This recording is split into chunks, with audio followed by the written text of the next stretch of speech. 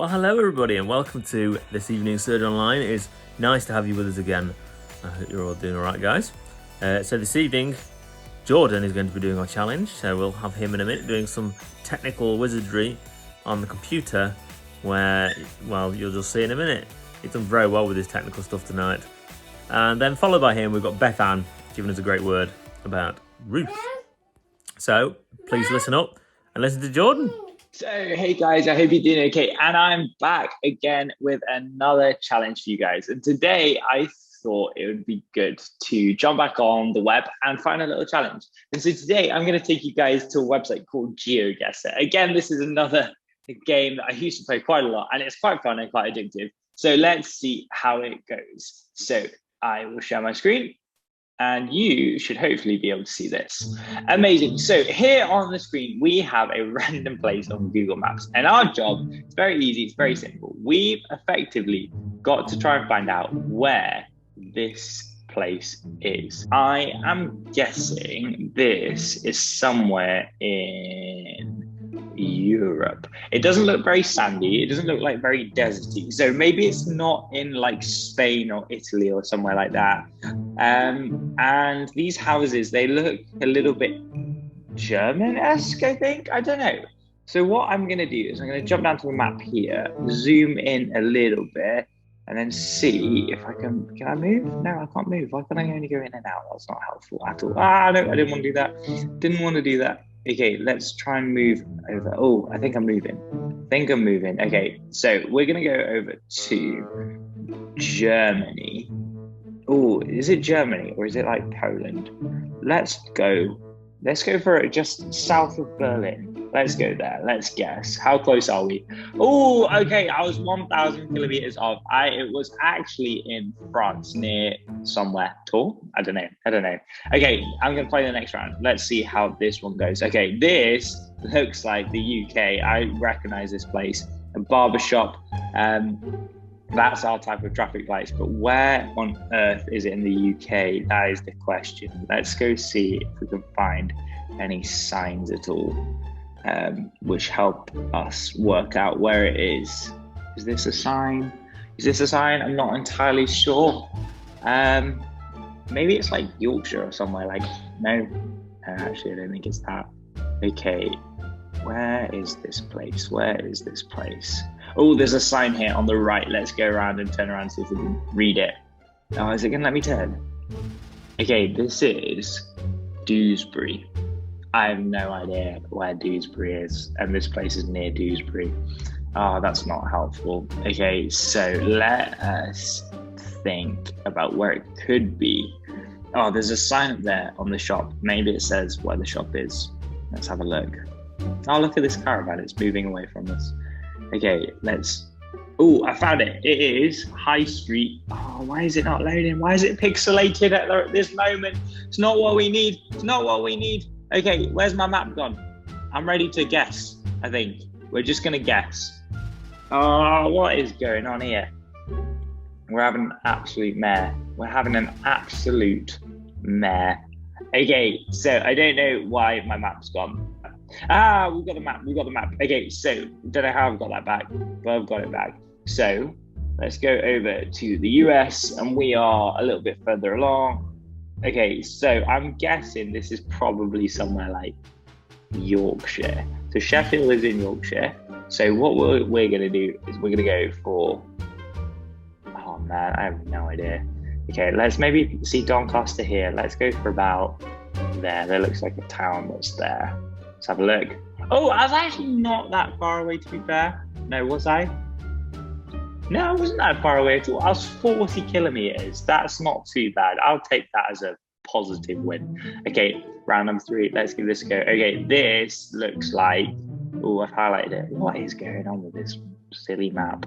Okay, now this is Aquaman's land. This is Atlantis because it's all gone blue for some reason. Okay, this looks like a wealthy place and a less wealthy place all in one area at the same time. I'm guessing it's in Asia, so I'm going to guess it's somewhere in the Middle East. I don't know why it's gone. Oh, it's back. Maybe we can go explore now. It's back. Is it going to say down here where this place is? Toko. It's definitely not Togo. Might be. Don't know. Are there any flags anywhere that will give it away of what country it's in? Let's have a look. I can't see anything. Number plates have been blurred out. That's not helpful. Okay, let's just guess Asia. Let's go for here. I don't know where that is. But that's not awfully far away. So I went for Myanmar, and it was in Malaysia by the looks of it, or Indonesia, whichever one it is. Okay, round number 4. Surely that red building means it's in America. I guess. I don't know. That looks like the American barn. It's a nice road, but at the same time, that's a Volkswagen car. So it makes me think maybe it's like Europe again. Maybe it is Germany again because VW is in Germany. And to be fair, the roads they don't look American either. There's a sign on the right here. Let's go have a look at this yellow sign. See what it says. That looks like a sign from Germany. So let's get on our map and zoom in a little bit. Let's see how we do. Let's go for about here now. Let's have a guess. Okay, that's not awful again. So relatively close. It wasn't Germany, but it was in Denmark. So I'll take that. 2,000 points. We'll take that. Okay, final one. Okay, this looks like an American road straight away. That thing there, that weird truck gives it away. Okay, but which state? This is the difficult thing. We're on a highway, so we could be anywhere in the US. So we've established that it's the US. That truck also gives it away. Let's go all the way down here because it looks like there are some signs which will show us where we're going. So we're going to heading towards the east. And we're going to East Asheville. That's gone pixelated a little bit. Okay, so that's not helping. Okay, why don't we go over here and look at this sign on the left? But we're gonna have to go this side of it to be able to read it. Let's have a read. What does it say? It says Lexington, Knoxville. Okay, I'm pretty sure that's like, I don't know. I know it's in America. Let's go for Texas. Let's say it's somewhere in Texas. Let's guess there. Last one.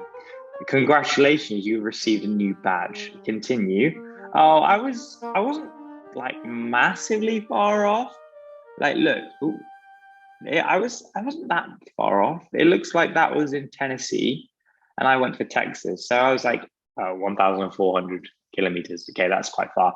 Okay, guys. So my challenge for you guys is to get onto that game, Geoguess. See if you can beat my score. My score was 11,737. So if you can beat my score, let me know in the comments, and I'll see you guys next time. See you later, guys.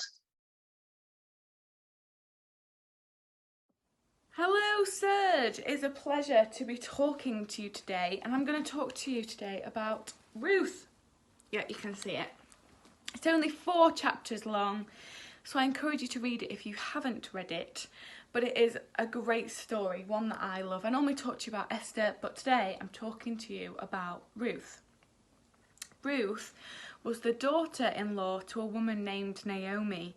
Now, Naomi followed our God, but Ruth didn't. Ruth followed a different God, but when she married into the family, she effectively took on Naomi's God as well. It's a bit complicated. I could talk to you about it if you want, but that's not the point of my message, so I'm going to move on swiftly. Anyway, Ruth was married to one of Naomi's sons. Now, tragedy hit the household, and all of the men died.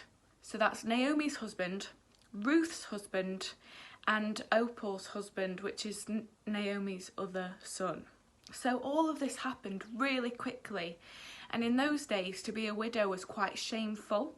It was almost like God was punishing you, and that you brought this upon yourself, and that wasn't true. But that's what they thought. It was very shameful to be alone and to be without a husband, because the husband was the head, and the husband provided for the family, got food and money for the family, that was his job. And so to be without a husband meant you were pretty much outsidered and no one really helped you. So a bit awful. So Naomi was like, go home, go to your families and go and find another husband because I can't provide another husband for you. And Opal left, but Ruth said in chapter 1, verse 16, don't urge me to leave you or turn back from you. Where you go, I will go. And where you stay, I will stay. Your people will be my people and your God, my God. See, Naomi had made such an impression on Ruth that Ruth couldn't leave her. She was like, no, wherever you will go, I will go, and your God will become my God. And that was such a statement because God wasn't Ruth's God. They served lots of different gods back then. And so it was a really big thing for Ruth to change. The thing is, what I want to talk to you about today is that our character is determined in hard stuff. And it sucks, it's a horrible message because we don't want to go through hard stuff. We don't want to go through a pandemic. I don't want to go through another pandemic. Let me tell you now, I have not enjoyed this one at all.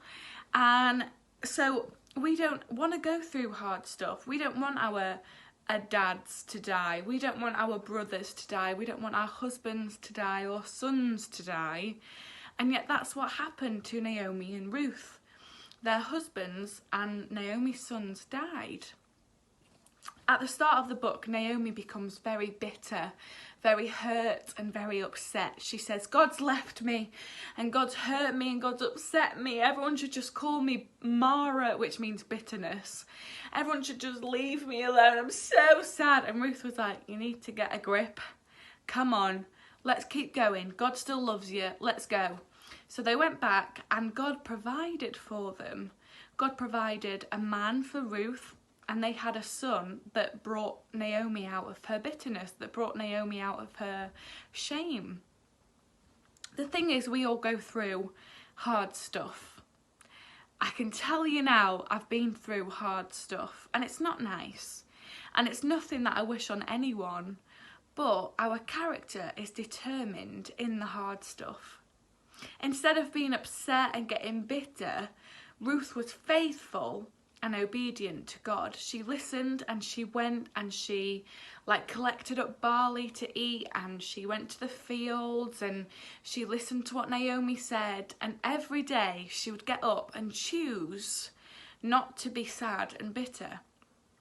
See, in this pandemic, we can choose to be sad and bitter. We can choose to be done with Zoom and done with life and done with work and homework and done with COVID. Or we can choose joy, and we can choose to be happy, and we can choose to be an influence on those around us. We can choose to pray when things get hard, and we can choose to rejoice even in the sad times. See, this is awful what Naomi and Ruth went through, but yet they came out of the other side. Ruth had a son called Obadiah, and Ruth is in Jesus's genealogy. So, all because she was obedient and she listened to Naomi and she went with Naomi, she's in one of the most famous ancestries there is to be in. She's even named in Matthew, and not many women are. When we are obedient to God and when we listen and when we are faithful, God will reward us. But in the hard times, our characters are defined.